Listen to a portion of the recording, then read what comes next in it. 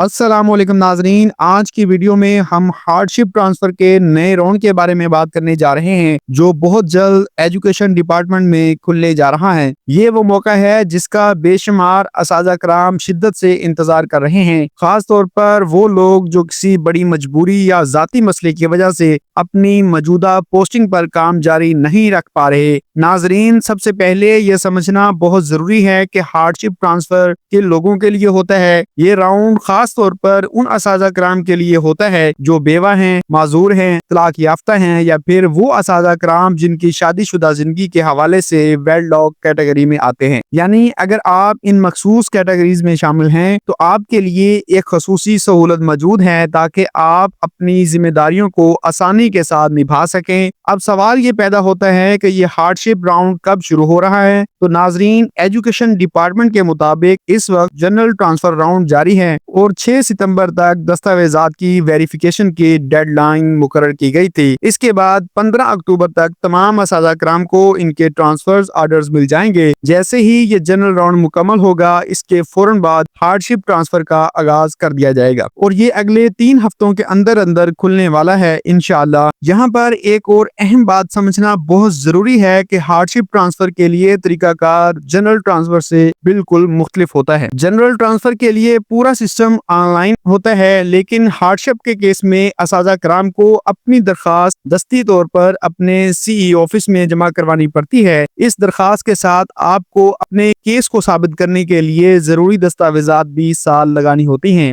मिसाल के तौर पर अगर आप बेवा हैं तो शोहर के इंतकाल का सर्टिफिकेट, अगर मजूरी हैं तो मेडिकल सर्टिफिकेट, अगर तलाक याफ्ता हैं तो डिग्री या कानूनी सबूत, और अगर वेडलॉक कैटेगरी में हैं तो निकाह नामा या दीगर जरूरी कागजात साथ मुंसलिक करना लाजमी होंगे। ये अमल इसलिए रखा गया है ताकि कोई भी गैर मुतल्लका शख्स गलत बयानी के जरिए इस सहूलत से फायदा ना उठा सके। असातिज़ा कराम के लिए ये एक बड़ी सहूलत है, लेकिन साथ ही इसका गलत इस्तेमाल रोकने के लिए महकमा सख्ती से शफाफियत को यकीनी बनाता है। नाजरीन, मैं यहाँ ये बात भी वाज़ेह करना चाहूँगा कि हार्डशिप ट्रांसफर सिर्फ इन कैटेगरीज के लिए मखसूस है जिनका जिक्र किया गया है। इसके अलावा अगर किसी के पास अमूमी वजूहात हैं तो इन्हें जनरल ट्रांसफर के राउंड का इंतजार करना होगा। लेकिन अगर आप वाकई इन जिम्रों में आते हैं तो ये आपके लिए एक नया मौका है कि आप अपनी मर्जी की जगह के करीब ट्रांसफर करवा सकें ताकि अपनी जाती और घरेलू जिम्मेदारियों को बेहतर तरीके से पूरा कर सकें। एक और चीज जिसमें अक्सर असातिज़ा कराम कंफ्यूज हो जाते हैं वो ये है कि ट्रांसफर के आर्डर कब तक मुतवक्के हैं। जैसा कि बताया गया है, जनरल राउंड के आर्डर्स 15 अक्टूबर तक जारी कर दिए जाएंगे। इसके बाद तकरीबन 3 हफ्तों के अंदर हार्डशिप ट्रांसफर शुरू हो जाएगा। इसलिए जो असातिज़ा कराम इस कैटेगरी में आते हैं वो अभी से अपनी तमाम दस्तावेजात तैयार कर लें